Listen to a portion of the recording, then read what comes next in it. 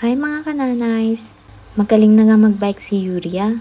Pero pag ang daanan ipababa pa lang. Pinapractice pa nga namin ang pagbabike niya sa tuwid na daan. Char! Tuwid na daan. Ang dami kong naalala sa salitang yun. Lagi mo ngayon maririnig pag oras na ng eleksyon. Charot!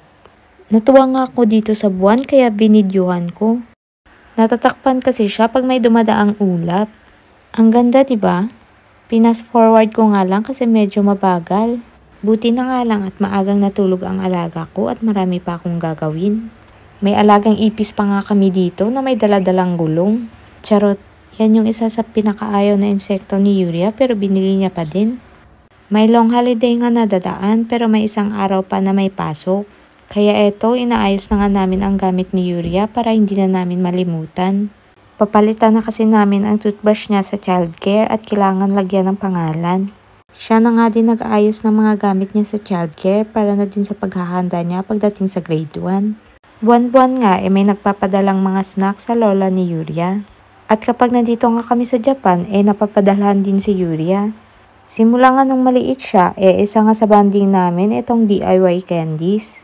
At dahil malaki na nga si Yuria siya na nga mismo ang gumagawa. Edible slime nga yung tawag sa DIY candy na to. Kinabukasan nga dumating nga yung mga kamag-anak ni Yuria. Galing pa nga kami ni Yuria sa trabaho at childcare. Diretso na nga kami sa ilog kasi nandun daw sila.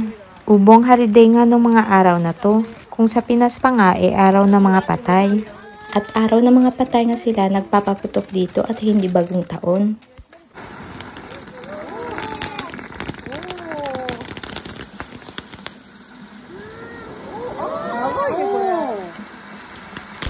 At kung sa atin nga pataas ang paghawak ng mga paputok, dito nga pababa para iwas na din na hindi ka masugatan. Sobrang stricto nga nila dito sa paggamit ng mga paputok. Pag nagsindi ka nga ng paputok kailangan umiwas ka nga sa tao para iwas na din sa disgrasya.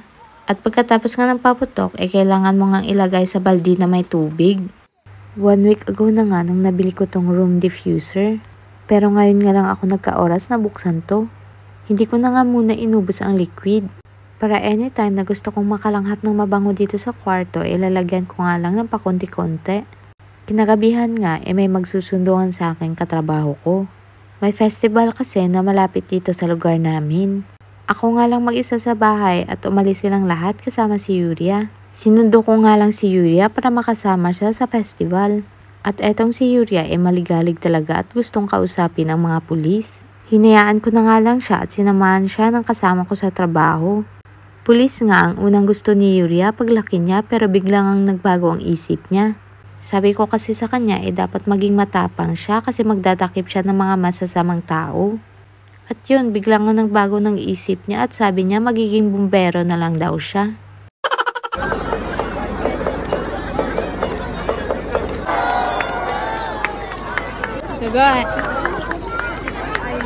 Nakakatuwa nga kasi di tulad last year sobrang takot nga ni Yuria sa fireworks.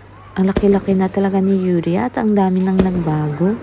Nakakatuwa nga din tong fireworks kasi sobrang tagal matapos.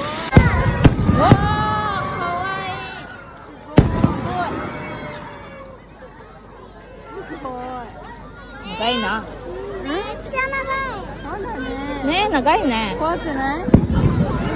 Tapos na nga ang festival at sobrang nag-enjoy nga kami. Inaantay na nga lang din namin ang kasama ko sa trabaho na nag-CR lang sandali. Pagkatapos nga niya, ihahatid niya nga lang kami at uwi na din siya. At dito ko na nga din tatapusin ang vlog na to.